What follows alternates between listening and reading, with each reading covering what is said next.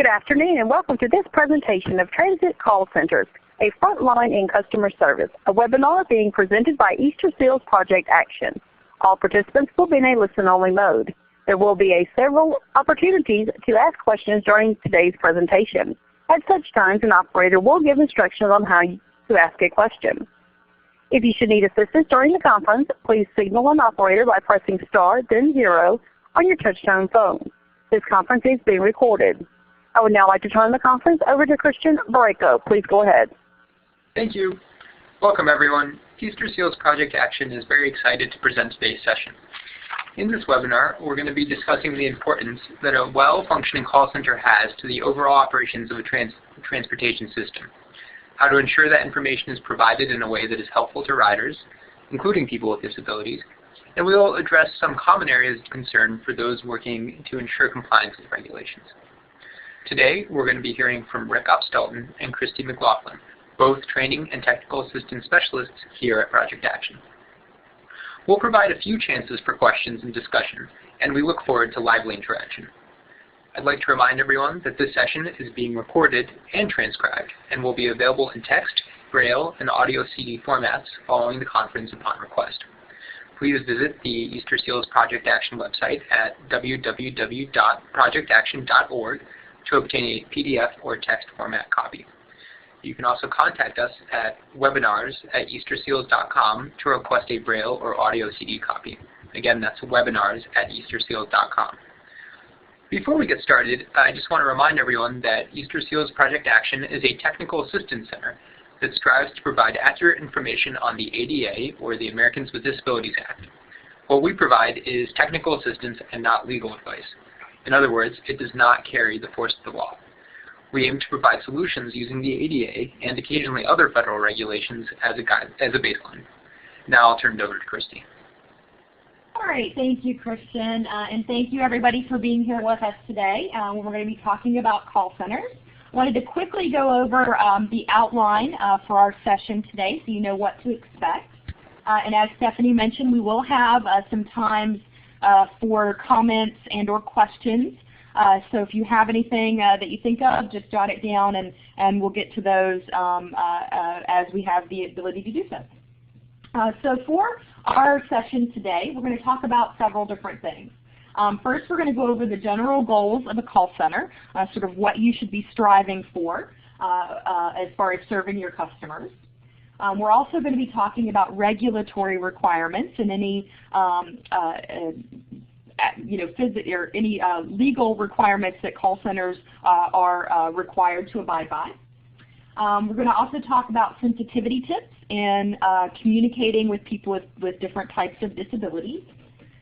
We will go over some helpful strategies, some best practices that we have found that work very well for call centers. And then, of course, you can't really have a discussion about call centers without going over the role of technology, which obviously, based on the call center, you could have a very specific type of technology. You could have intense, a lot of technology. You could have very simple technology. But we'll go over some of those options that are available to you.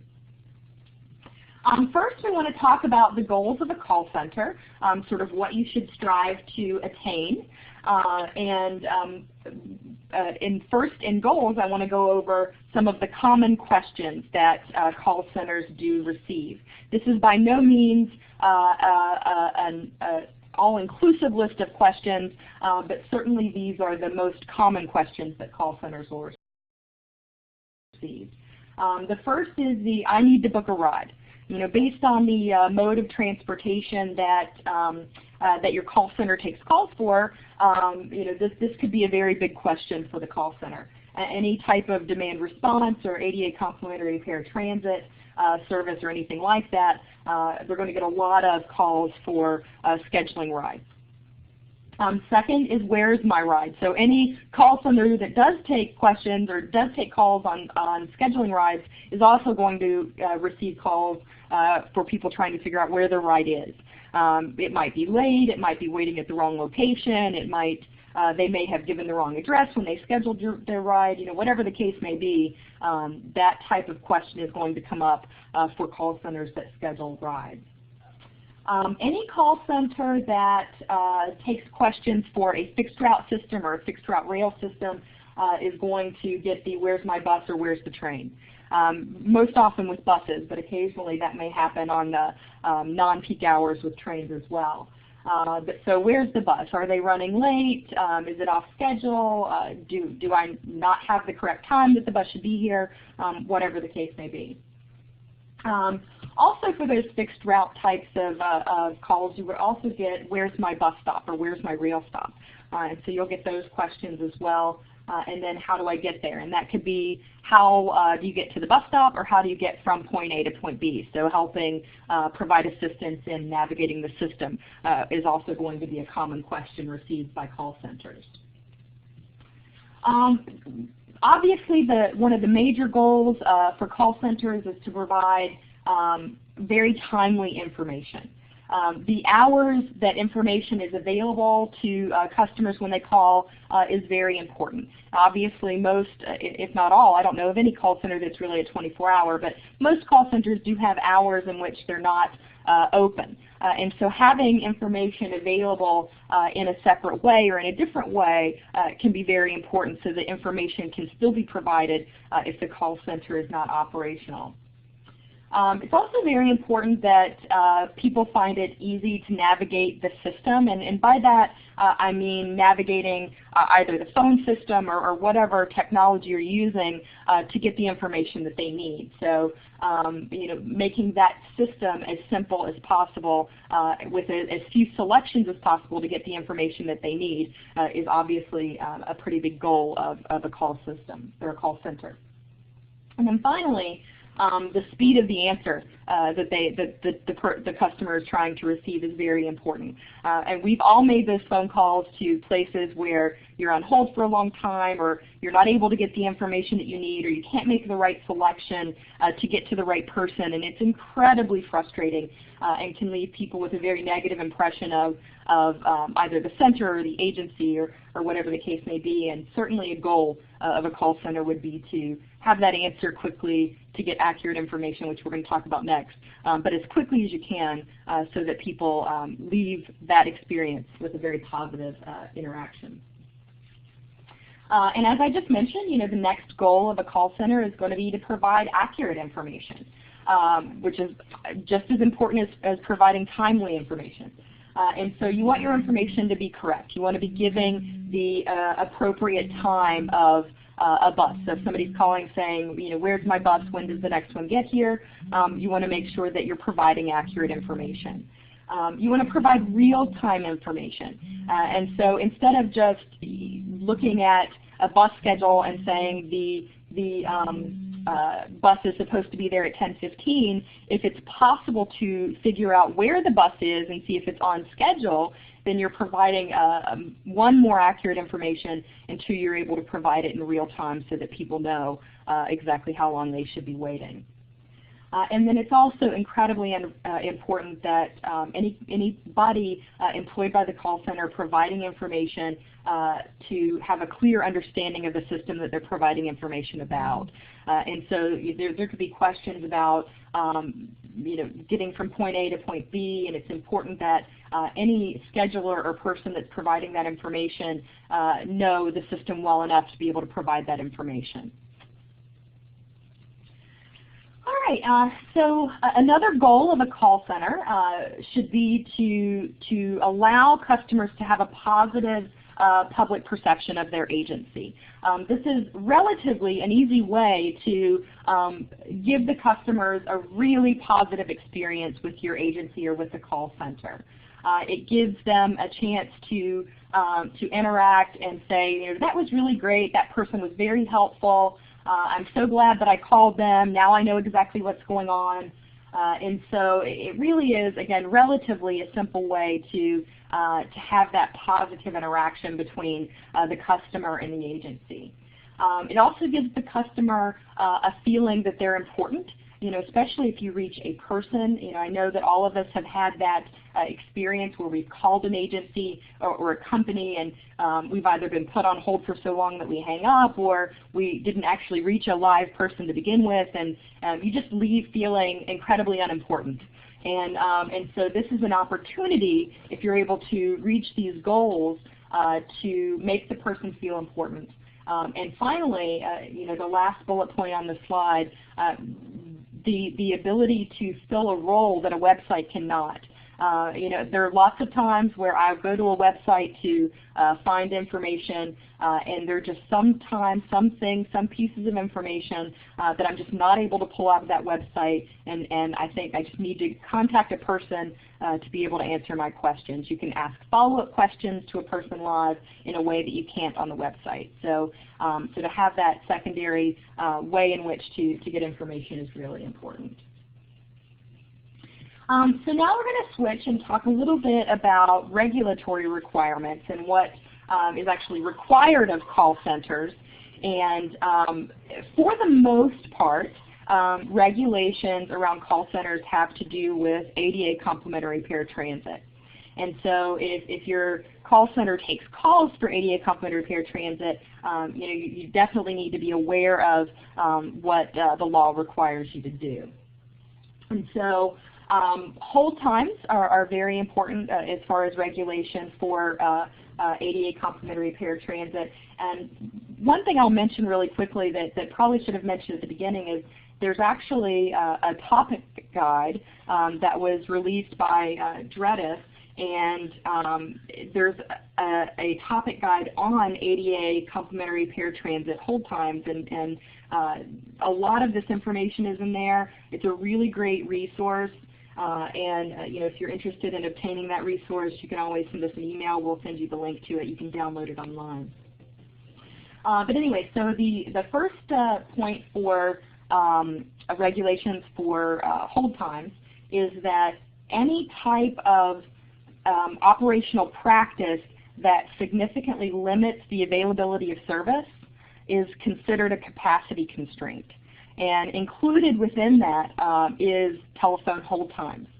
So if your hold times are so great that it limits the availability of service, so for example, where people are not willing to wait long enough to get the call scheduled that they were originally calling for, then that's considered a capacity constraint, and capacity constraints are very, very bad as far as paratransit and not necessarily following the regulations. And so it's been found in compliance reviews and other places where FTA really is stressing minimal hold times, if at all possible, and when possible. So keeping people from being on hold, keeping them from being frustrated and hanging up, and therefore not getting the call that they'd originally called, or getting the trip that they'd originally called for. So measuring hold times, how do you figure out what your hold times are, and what are sort of the best practices for making sure that your hold times are not too great? Well, the first thing that you want to do is you want to separate or differentiate your calls based on what the topic is. So the where's my ride calls should be differentiated from what bus do I take. They're a different kind of call. It takes a different amount of time to get accurate information provided to them. It's considered almost a different level of urgency of the information that's needed. So differentiating calls by call type is very important. Once you do that, then you can determine hold times there are two main ways in which to determine your hold times. The first is the maximum allowable hold time. And so if you're looking at this as your indicator, you would take a look at all of your hold times and just find the maximum numbers. And then what the goal would be is that 95% of your hold times would be 3 minutes or less. And then the secondary goal is that 99% of your hold times would be 5 minutes or less. So that's just looking at the maximum amount of time that somebody is on hold. The second way in which you can look at your hold times is to take an average by the hour. And so you would take say from 9 to 10 a.m. or from 10 to 11 a.m. or so on. So just take 1 hour out of time, look at your hold times for that hour, and then your goal would be at that point that 95% of the calls were answered within 1 minute, and 99% of the calls are answered within 2 minutes. And so the idea is if you take too many hours in the day and clump them all together, then the averages sort of even out, and you don't get as statistically important information from that. All right, so a little bit more on the "Where's my ride" calls. What I mentioned before is that it's important to differentiate your calls. And so when you're looking at these "Where's my ride" calls, especially with regard to telephone hold time, they become very important phone calls. If you think about the people that are making these calls, they're people that are literally, in most cases, physically waiting for the bus somewhere. They're on the street, they might be in the snow, they might be in extreme heat, they may have been waiting for a long period of time. Whatever the case may be, this type of information is considered more urgent than maybe some of the other calls that call centers may receive. So it's a vital service for riders. It's really important that they're able to figure out where their bus is, how much longer they need to wait, or where their ride is. It requires a quick response. You don't want to have a person that's waiting for their ride on hold for a very long time. It's important information to them, and likely they've already waited a long time before they called you in the first place. It requires accuracy. You don't really want to be telling somebody your ride will be there in 5 minutes when it's more likely going to be 15 minutes or 20 minutes. That's just going to, after that 5 minutes is up, the person will likely just call you again. So it's very important at that point to provide accurate information and let them know as close as possible as you can to the accurate time that their ride will be showing up. And because of the importance of these calls, for the reasons that I've mentioned, it is a focus for the FTA to look at these calls to make sure that the hold time isn't too much and to make sure that the information provided is accurate. So now what I want to do, this is going to be one of the times that we've mentioned that we're going to be taking some comments and from you guys. This is the first of 3 times. I want to present a situation to you and then have some discussion on that. And we can have discussion in 2 ways. We can do it both over the chat section and over the phone. So I'll present the situation, and then after that I'll ask Stephanie to give us directions for you guys to make your comment over the phone. So for any of you on the line that are schedulers, you may have already encountered this situation. But if not, the scenario that I'm setting up here is a call center that's receiving a call from a person who is deaf or hard of hearing using a relay service. And for anybody who's used a relay service before, or for those of you that haven't, it's a way in which people that are deaf or hard of hearing can communicate. And what they do is they either call a relay operator with an assistive device, a TTY or a TDD. That operator then would call your call center, and you would be able to communicate with the person that is deaf or hard of hearing through the operator. So as you can imagine, if you think about that, communication has to go from the customer to the operator, then from the operator to the call center representative, and then any response then has to go back through the operator and from the operator to the customer. And so it takes a lot longer. It's a very slow process relative to any other call that you're going to receive. And so if this situation were to happen, and if somebody calls using a relay service while your call center is experiencing a very large call volume, and the customer service representative were to say, "I'm sorry, we're so busy right now, you're just going to have to call me back later. We slow down at 4, please just call back at 4 p.m. I just want to get your thoughts on whether or not that's an appropriate approach to deal with the situation, and if it's not, how might that operator handle the situation better? Stephanie, can you provide information on how to make comments over the phone, please? Please press star, then the number 1 on your telephone keypad. Again, that is star, then the number 1. And again, you can also make comments into the chat section if you'd like. Please press star, then the number 1. No comments at this time.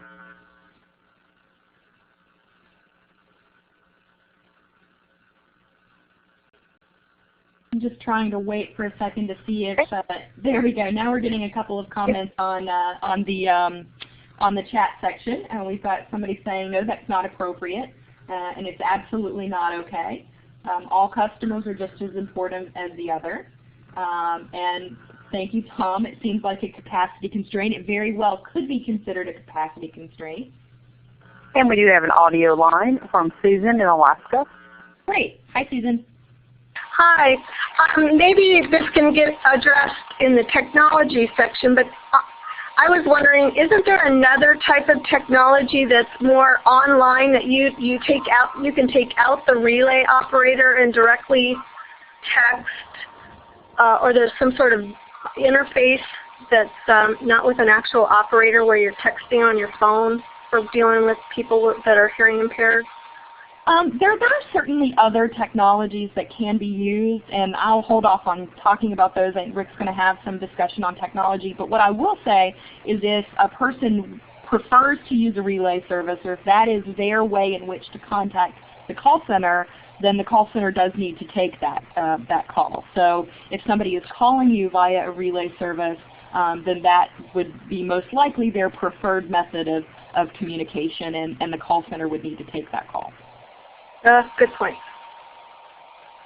Thank you. We also have a response from Cynthia in Pennsylvania. Hi. Hi, this is June Smith. We're on teleconference here. This call should be treated just like any other customer calls in the order it was received. Absolutely. Thank you.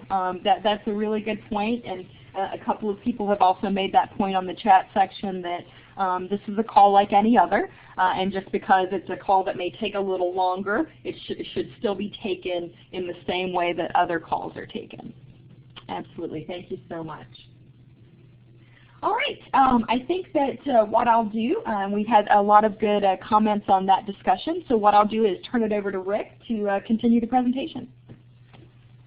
All right, Christy, thanks very much. So in this next section, we're going to talk a little bit about some tips that are helpful as you're considering how best to provide a good telephone customer service experience for those callers who might have varying types of disabilities that would affect the way in which they communicate. So we started to talk about that a little bit, obviously, with this last scenario, but we're going to give some additional tips that speak to different disability types.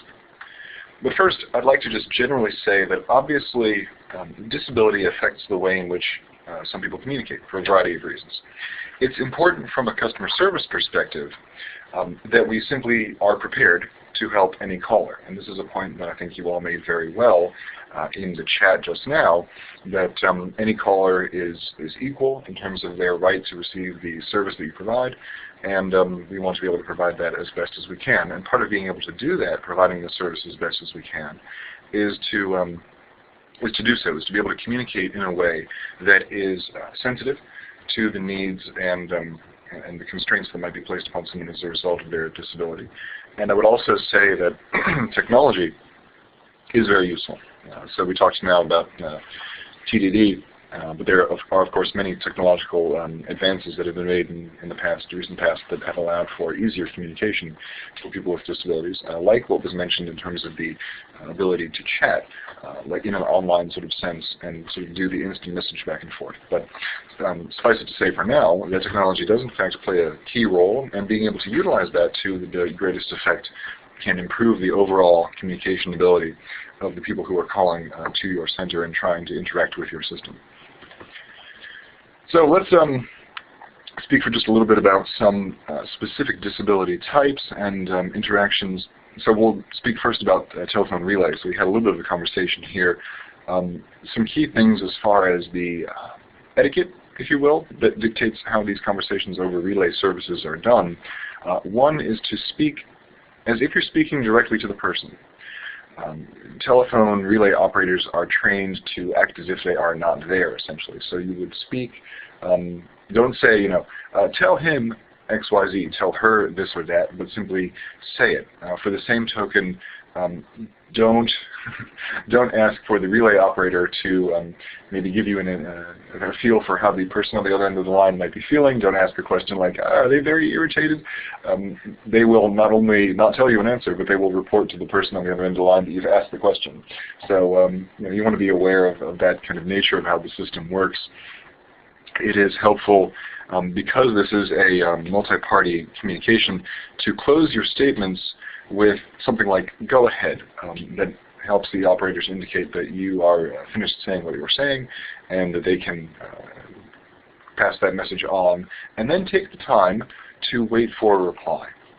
And as we said, this will take a bit of time, but you all are very well aware of the need to be patient with the telephone relay call, so thanks for that. Another helpful piece of technology that's being utilized by folks who are deaf is a video relay service, and this is very similar to a telephone relay in that there's a third party. What might be happening in a video relay service could be, for example, the use of American Sign Language as the kind of intermediate telecommunications means as opposed to the modem and the TDD. So this is a very similar kind of situation, and it'll require a similar amount of patience. We did mention briefly chat-type systems. Yes, many of these are being used to aid communication with the general public. You might have been on a website where a box pops up and says, hey, can I help you?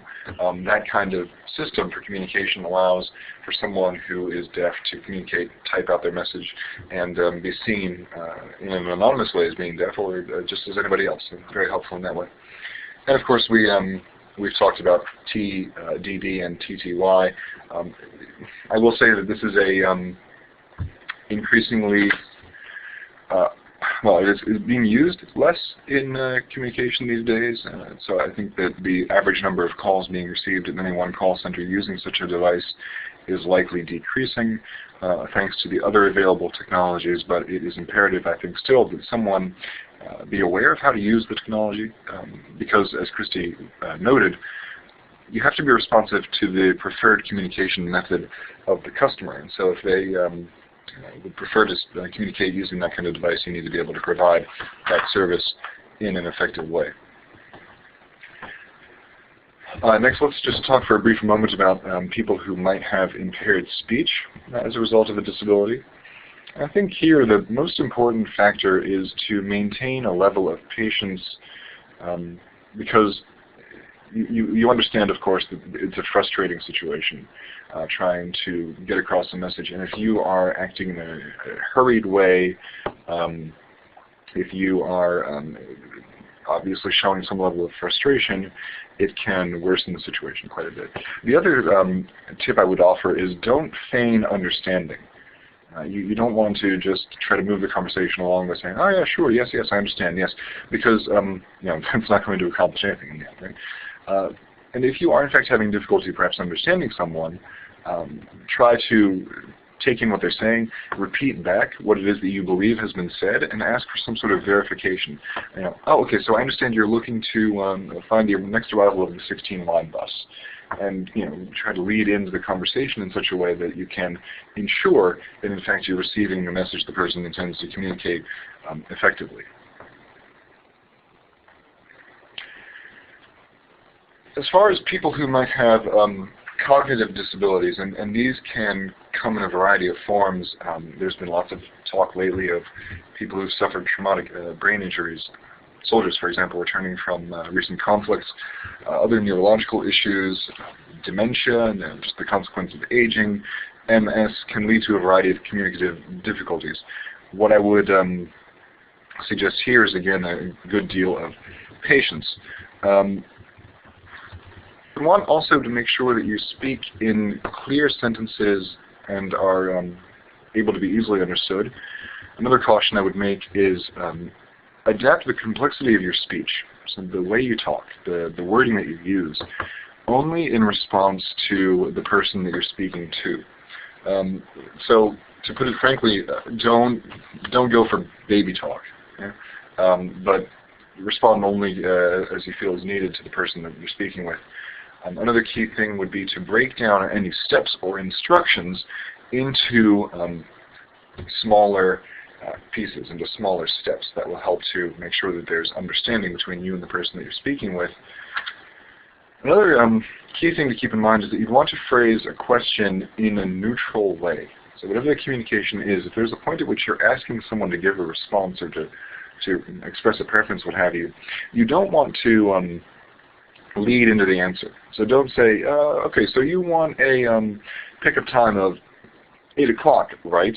It's quite possible that people with various types of cognitive disabilities would perhaps just opt to respond to that. And so it's part of respecting someone's independence that you allow for that kind of self-agency and for their response to be unclouded, if you will, by that kind of prompting on your part. Excuse me. So another question that we've come across many times and that people have asked us about is, how do you deal with tense situations in conversation? It's a fact. People call when they're upset on occasion, and it's also a fact that providing a good level of customer service can help to reduce that tension. Imagine for a moment, like Christy had said, that you're a rider of paratransit and your vehicle's not showing up when you expect it. You can very well understand, I think, that someone might be less than happy when they call. So some general tips here. One is to remain calm.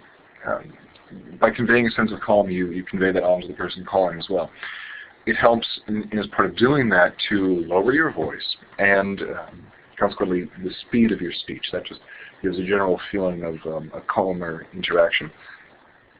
It's also helpful to relay to the person that you're in fact listening, you're understanding. So repeating a key phrase that they use, yes, I understand that you're frustrated. We're going to try to get you this ride as quickly as possible and get you to your destination. But providing that kind of understanding or evidence of your understanding can help to reduce a level of anger or frustration on the part of someone who's calling. If these things aren't succeeding and the person remains angry, tense, one thing we would suggest is assure, obviously, the caller that you'll do everything in your power to help the situation. It's key here, though, to not promise more than you're capable of doing. You don't want to set up some sort of false expectation and then allow for a disappointment. If someone is persistently angry and the situation is not resolving itself, it may not be helpful necessarily to engage in a rationalizing argument, trying to give reasoning as to why the situation is occurring, explain things. For the same token, try not to speak in platitudes. The typical, well, I know it'll work out in the end. We'll get it resolved. And, people can reach a point in their frustration with the situation that they would take that as something of a brush off and may not respond well to that kind of statement.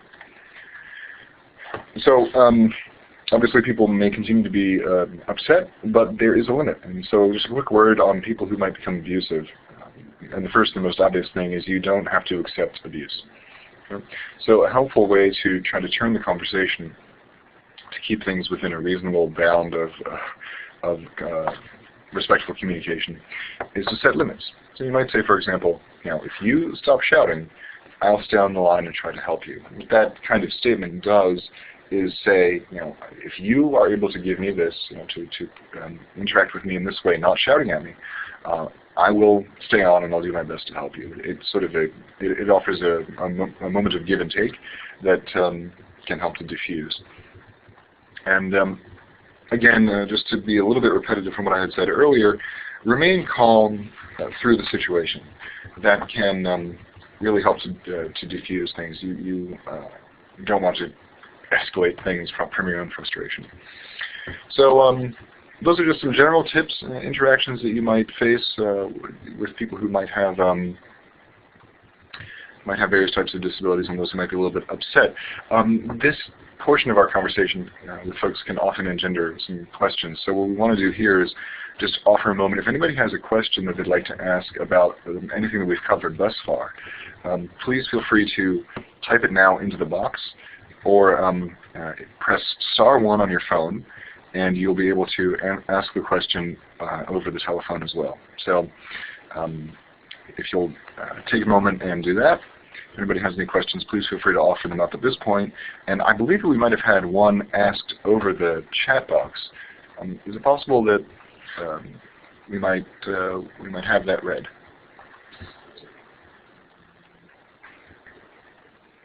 Well, we have a question here. On what equipment is needed in a call center to receive video relay service? Generally speaking, I think you would want to have obviously a video, a camera, right? You'd need a sufficient bandwidth of communication to be able to handle that. But I think given the level of technology nowadays, you could have a system that essentially mimics that of Skype, and at a very low cost to be able to have video relays of that kind. One thing I'll add, Rick, if that's okay. Anybody that's interested in relay service or more information about either telephone relay or video relay, the FCC website has a ton of information. It actually has a consumer guide that you can look at specifically for video relay, and their website is fcc.gov. And so that might be a good place to look as well for more information, not only on how it works, but what you would need to make it operational as well. And that's an excellent suggestion, Christy. Thanks very much. In the meantime, we've had a couple of more questions come across the chat box, so let me just start to address these. One was asked, we've had folks who have been callers, I presume, who have experienced a certain level of, have given a certain level of rudeness. Is it okay if we hang up on a client who's abusive and won't stop? Well, okay, so I said obviously that you needn't take abuse, and that's true. A best practice, if you will, might be to say, I'm sorry, I can't carry on this communication with you if you continue to act in this way. If you persist, I'm afraid I'm going to have to end this call. And expressing it in that way really does tell the person, I'm setting a limit here. I'm glad to help you if you're willing to communicate with me in a way that we can actually communicate. And I think if you make that stipulation and the situation doesn't change, you will have done your best. But if there are any other thoughts on that, I welcome them. But in the meantime, let me move on to another question that was asked by Sherry. She asks if there are some suggestions we can make for folks who are unable to communicate so that they are able to be understood, or cognitively unable to reserve rides. In this sort of situation, you, like I had said earlier, want to try to be as patient as possible. That's the first thing. And as we said, if you're working with someone who has some level of cognitive disability, trying to reduce the possibility for confusion by making the statements that you make as clear as possible, as literal as possible, as direct. The tasks that you describe as minute as possible, I suppose might be a good way to phrase it, as clear and broken down as is necessary to try to communicate in that way. But really it's just a matter of taking the time to alter the way in which you communicate with someone to try to ensure that that message comes across. Again, if we can continue this conversation perhaps later on.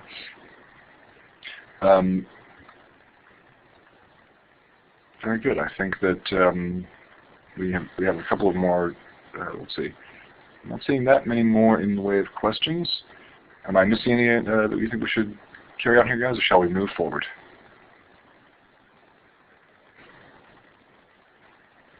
Okay. I think we'll go ahead and move on. Thanks everybody for the comments. If we in this section have not answered the question that you had posed, please allow us to do that at the end of the slides. We'll have another question and answer opportunity there. So thanks very much. So then I'd like to move on to a couple of helpful strategies. What we're looking at here are some best practices, some tips that will really help to improve the level of customer service in a call situation. So let me go back again to the question of where's my ride types of calls. Christy mentioned earlier the very important nature of these types of calls. And obviously, someone is, like Christy said, perhaps waiting in the rain, standing on a street corner, confused and concerned as to whether, in fact, they're going to be picked up in the way they want to be. So you want to understand the tense nature of the situation. And as part of relaying that understanding, striking a very empathetic tone in interacting with someone. Oh, I'm sorry that you are unable to find your ride. Let's see what we can do to help you to find the vehicles and to be able to move on with your trip. And another thing is that providing more information, as much information as you really can, will help the person, the customer, to feel empowered. And when one feels empowered, you feel less powerless. So, a little more calm, a little more in charge and capable. So as much as you can provide about where the vehicle is, and again, as Christy said, being as accurate as you can in providing that information. So could you identify, for example, how many more stops the vehicle has to make before it will reach the caller? Is there information that you could provide that might indicate the vehicle number? Could you give some other identification? Will it be a certain color, a certain style of vehicle? But whatever you can provide that would help the person calling to feel like they know more and they are more in charge of the situation. Because at that moment when they're calling and feeling lost, they have experienced a feeling of a loss of control. And that really is the situation that causes that kind of tension. You would want to confirm, if you can, in that moment, the passenger's location, and say, are you on this corner? Or if you're leaving a medical building, are you, perhaps on this block, on this side of that, so that you can then provide that information through to those who are organizing the pickup, and help the situation be resolved and the person picked up in the most effective way possible. I'll move ahead then. Another thing you want to think about is secondary holds. And a secondary hold is a situation in which someone is called, and the call has been picked up and answered, but the caller has to be placed on hold again while information is sought out. So if it's a where's my ride call, you have to say, let me go find out. You place the person on hold. It's obviously important that the person, again, feel like they're being responded to, listened to, and again, have some level of control. So checking back regularly, and if you can, every minute or so, can be very helpful. And saying, oh, I'm working on this, you've not been left, please bear with me for a moment while we identify as much as we can. That'll help everybody feel much better about a situation, obviously. Such calls generally should be avoided in reservation calls. It should be pretty obvious, but there should be less need for a secondary hold in a situation in which someone is simply calling to say, I'd like to reserve a trip in this, that, or this way. So how would you go about tracking secondary holds as you try to reduce that? One, you might do a random check of call recordings. So, it's very difficult with most technological systems to track when people are placed secondarily on hold. It can exist, but it's quite often not the case that it's very easy to get that information. So, again, a random sampling of calls will help you to identify how many times in your sample people are placed on secondary hold and for how long that hold lasts. Another useful strategy would be the use of a secret shopper kind of situation where agency staff are playing the role of someone calling in and asking for help and seeing if they are very often placed in a secondary hold and how long that lasts. One tip here, if you're using a secret shopper, be sure that they are not calling from a line that can be identified through caller ID as coming from your agency. You want to try to create a level of anonymity so that the person taking the call doesn't know that they're in fact being monitored in that way. Another useful bit of information is to use hold music or provide some sort of other audio on the hold so the person knows that they have not been hung up on and that the call is continuing and that they're going to be helped. Before I move on to this slide about workload management, I'll say that the information in my previous 2 slides comes from a document that was produced by the American Public Transit Association, and they have a recommended practice document on Where's My Ride calls. That has actually been linked to our website event page for this webinar. So if you'd like to read more about kind of best practice advice from them, please go ahead and visit our website, projectaction.org, where you would have found information about this event in the first place. You can download there the relevant document. So then moving on to a point about workload management. It is generally considered a best practice to keep the maximum load for one call taker to 3 lines, so that a person is at one moment taking 1 active call and has at most 2 that are waiting.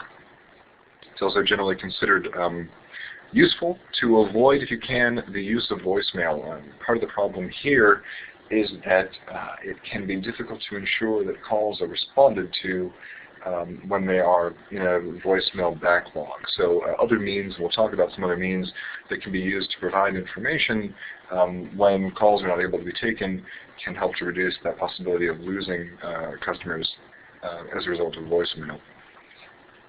It's also recommended that you try to avoid limiting the number of trips that someone can request, make reservations for on a single call. It may at face value appear to be more efficient, but findings from reviews and the like have generally shown that it is not as efficient as it seems. Better, in fact, to allow someone to call once, make a series of reservations through the amount of time that you're able to do that, per your policy, and have that interaction in that situation dealt with, and to move on to another, then to force the person to step out of line, as it were, and come back in and make another attempt at making a reservation. So just some best practice advice there, and that is drawn, again, somewhat from the AADA topic guide that Christy had referenced and that I believe has been linked in the chat box. So if you'd like to go back and reference that publication from DREDF, it contains a good deal of useful information. Another best practice, especially if you're considering how to work with Where's My Ride types of calls, is that if you have a situation in which the actual transportation is provided by someone who might perhaps be on contract, to make sure that there are close connections between the call takers and those who are involved in the dispatch and communication with the actual transportation provider. That seems very clear, but I would just reinforce it. It's also helpful, if you can, to see that there are staff that are co-positioned, co-located, close in physical proximity to one another, to be able to simply, essentially turn over the shoulder and say, hey Joe, hey Jane, could you check up on this situation, so that the communication lag time is reduced as much as is possible.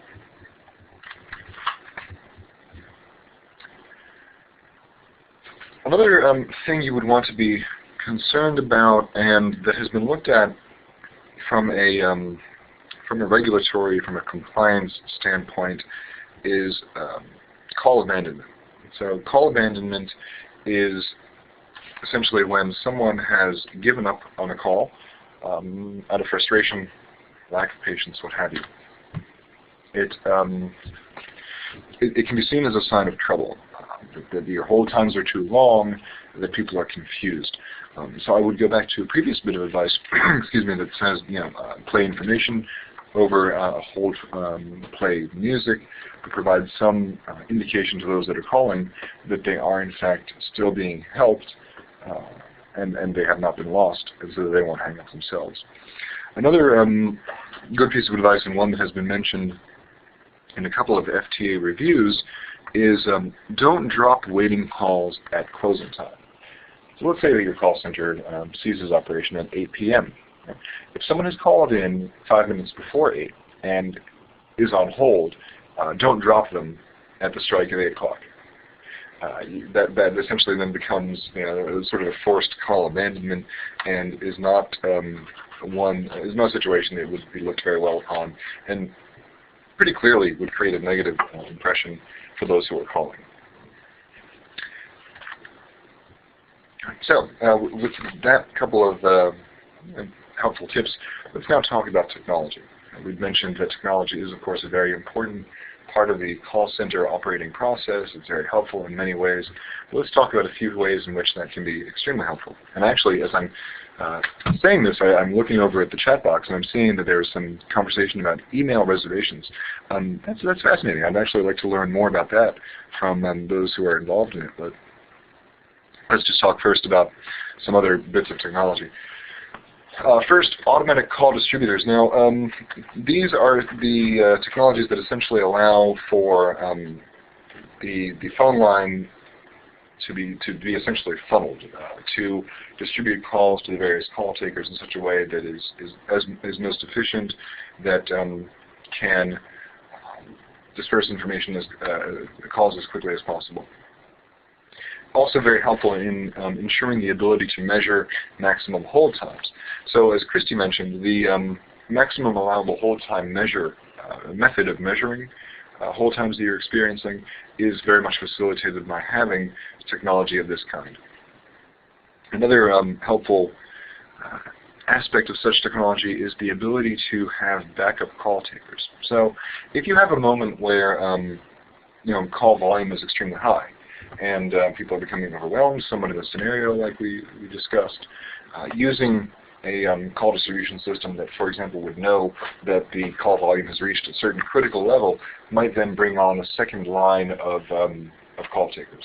So that supervisors, for example, who normally wouldn't be answering the phones, might be drawn in by the system in an automatic fashion to provide that, fill in that backup, to provide that extra capacity to the system.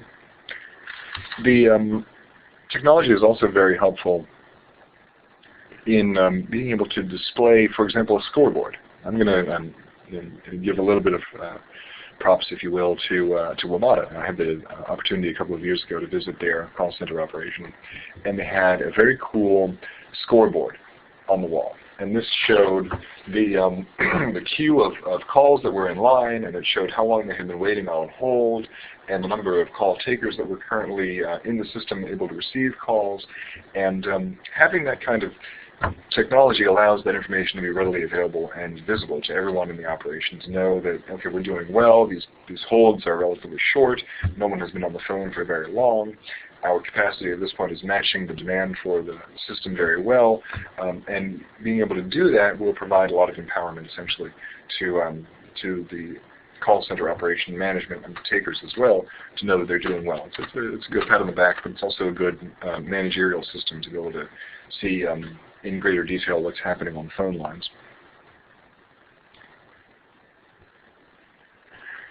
Another very useful technology are interactive voice response systems. Can be maligned at times, but can also provide great bits of information. Can extend, if you will, the hours of operation of the call center, so that if someone is not able to live answer a phone and provide information from a human voice, be able to provide information at least of some kind, saying, buses are running in this way, or there are many things that can be programmed into a system of that kind that can be provided automatically. And I'll actually cite a TCRP study that found that in one system, the deployment of a 24-hour IVR system reduced the number of calls handled by their live operators by about 25% within the first couple of months of the use of the system. So it can also be a good way to reduce the workload on the call takers. It's obviously very important that you have a means, however, to track the number of calls that are answered through an IVR system for the sake of maintaining as much as possible data as you can. Lastly, I'll talk about automatic vehicle locator systems. These can exist in a couple of different ways. You can think of them in the paratransit sense. Obviously, you can think of them in the fixed route sense. But what they generally do is provide the ability to give a very accurate answer to the question of where's my ride, where's my bus.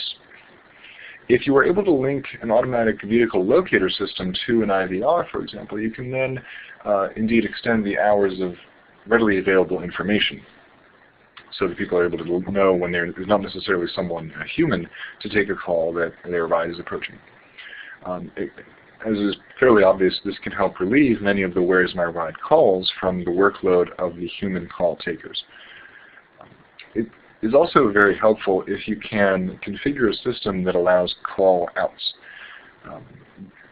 Perhaps you've ridden a taxi somewhere and booked a ride, and you get a call out that says, hey, your ride has arrived at your door, please come downstairs.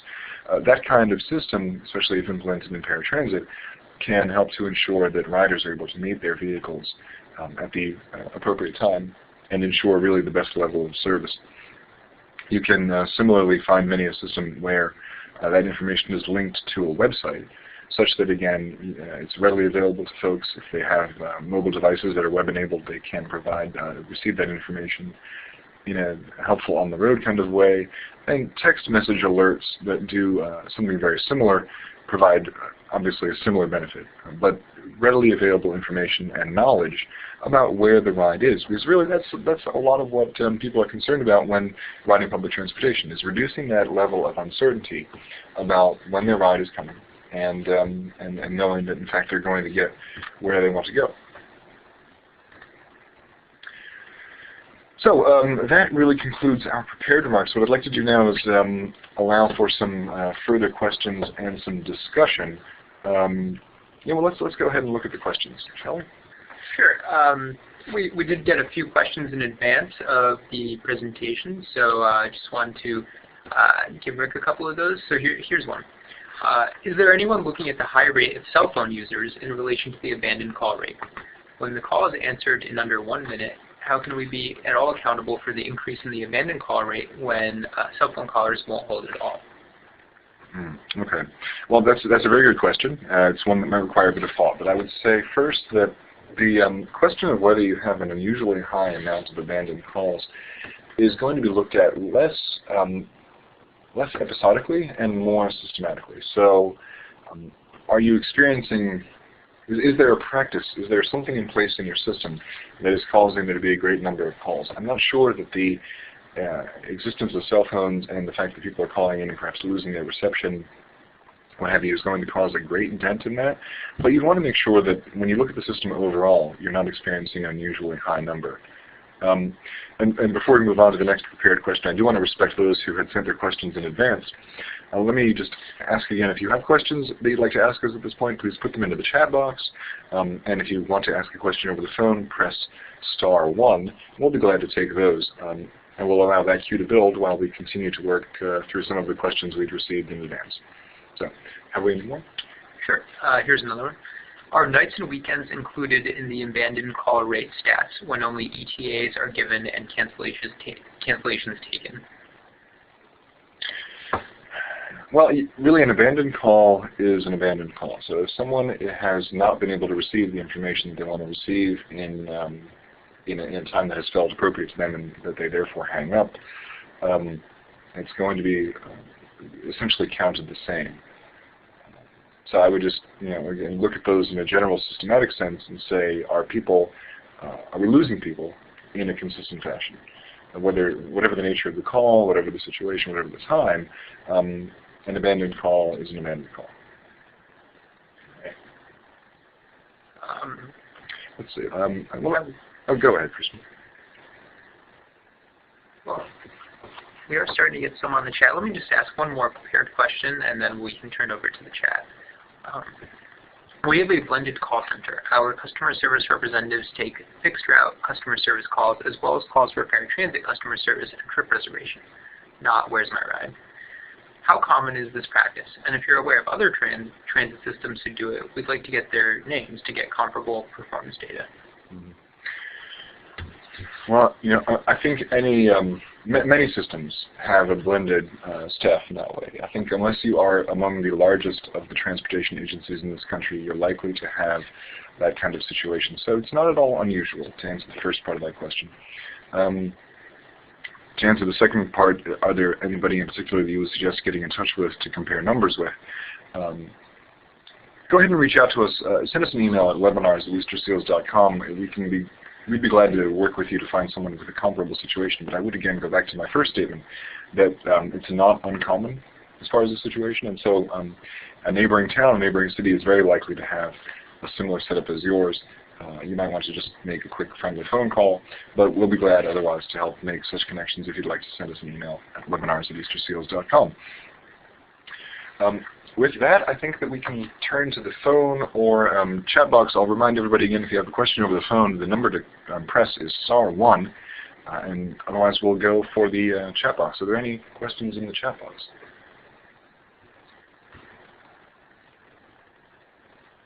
Let's see.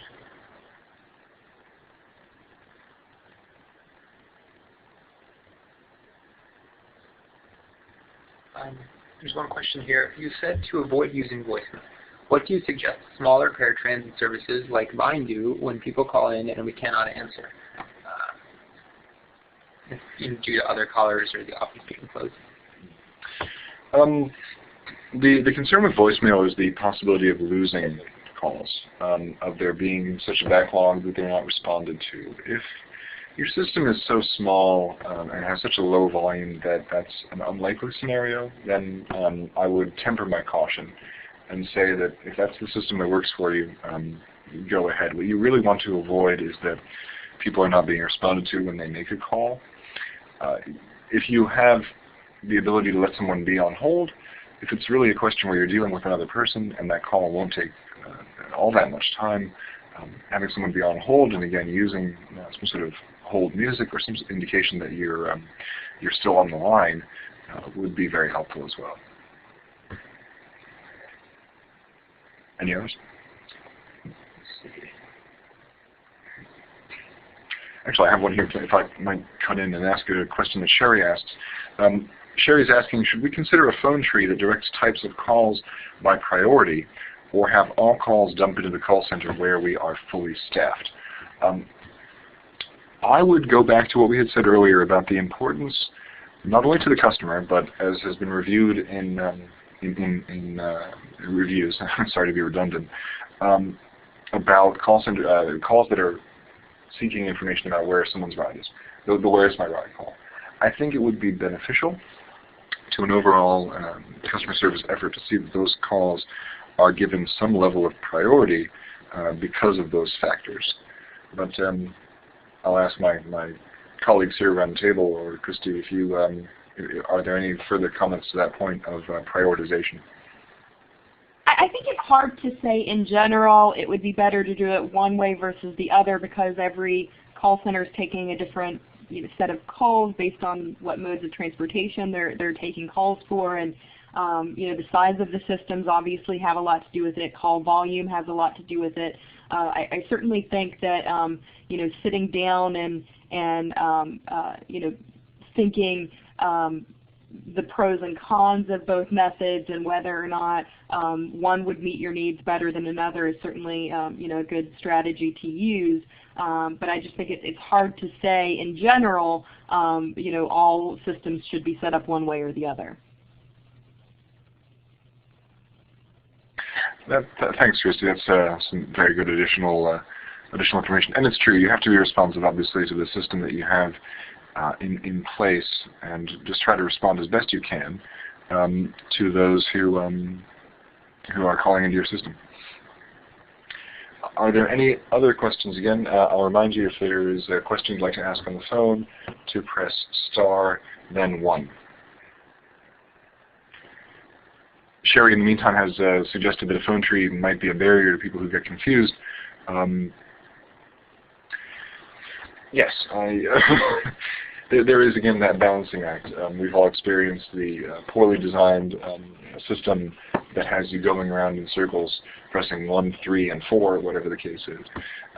I think that you can look to your customer base and ask those who would be calling, how to best design the system. And we make that a common point here at Project Action to, whenever you're designing something with which people must interact, to get as much feedback as you can from the population that is being served by the system. So bringing together a focus group and trying to figure out what the most effective balance would be between using such a system for the benefit of the overall, and avoiding the possibility of overly confusing and losing people, and again, causing that kind of call abandonment situation.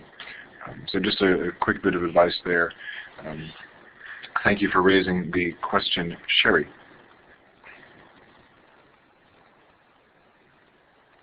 There's a question here on, I'll just read it. We have, although not often, experienced a TDD/TTY representative that has been borderline rude. What are the options for reporting this type of behavior to ensure our concerns reach the appropriate level of supervision? If I'm understanding the question properly, this is concerning someone who, as a customer service rep, if you will, has received the call and perhaps has not responded in the most appropriate way. I think you would really approach that as you would any negative situation in your transit agency and go through customer service. If you would like to get to the point of asking to speak to a manager of the call center, I'm sure that would be something that could be done, and I think pursuing that in the way you would with any negative situation of that kind and making your complaint known. If we always also discuss the possibility of systemic issues, and if a systemic issue should exist and you find that to be happening very often, perhaps looking to talk to the Transit Advisory Board if such a thing exists. But I would pursue as best you can. And I've got one more question for you here, Rick. Do you have any tips on training customer service representatives on paratransit trip negotiation effectiveness? Sure. As with any negotiation, I think understanding the situation well. So in the case of a paratransit trip, understanding the level of urgency. Are we talking about a situation where someone has to be at an appointment at a certain time, or is it a more flexible kind of call? Understanding that it is in fact a negotiation process, that you cannot impose upon someone a certain trip at a certain time. And it's also important, I think, that those who are involved in negotiating pickup times and windows understand the rules. So understand that there is a 1 hour window in which regulation allows you to schedule a ride, and that if you are forced by whatever reason to offer a time outside of that, that you have essentially created a trip denial, and the negative impact that has on the operation should in fact be conveyed to those who are doing that. So I think just keeping those things in mind, understanding the nature of the call and kind of the regulatory considerations would help someone to be a better negotiator of those kinds of calls and questions. All right. Have we any more questions at this point, either on the phone by pressing *1 or in the webinar chat box on the left-hand side of your screen? Feel free to ask a question through either format. And we'll allow just a few seconds longer if anybody would like to step in and do so.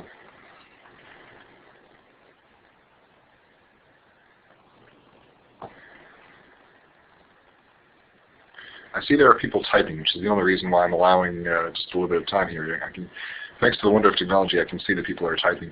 Okay, can I get a copy of today's presentation? You can indeed. It has been emailed to registered folks yesterday. It is posted on our website at projectaction.org, and will be sent again, as will a recording of today's session following the event. Have we any other questions? There are no audio questions at this time.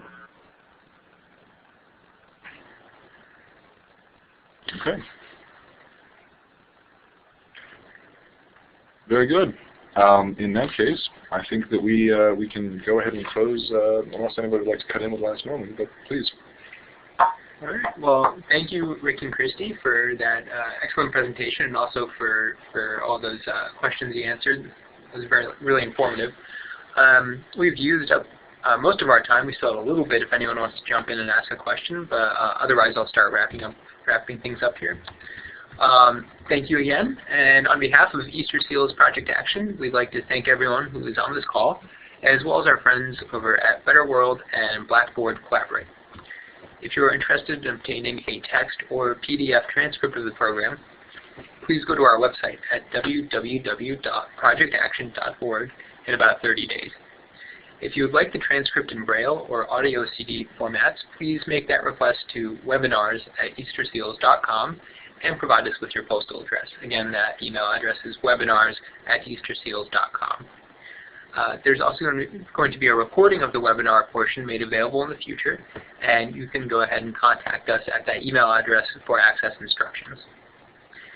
Again, if you have any questions that you didn't get an opportunity to ask us today, or we just may have mistakenly overlooked, you can also email those questions to webinars@easterseals.com, and we'll get back to you as fast as possible. I want to thank you again for your participation today. We're going to be having a link to the event evaluation going out to you via email momentarily. And if you could take some time to give us your feedback concerning the effectiveness of this event, we'd greatly appreciate that. It does help us shape our future distance learning sessions and provide the best webinar opportunity available to you. Also, we'd like to request that you watch our website, projectaction.org, and your email address for future email for future Easter Seals Project Action events. And most importantly, I want to thank you for your commitment to bringing together the disability community and the transportation industry to improve accessible transportation in your community. Have a wonderful day. Thank you. This concludes today's conference call. You may now disconnect.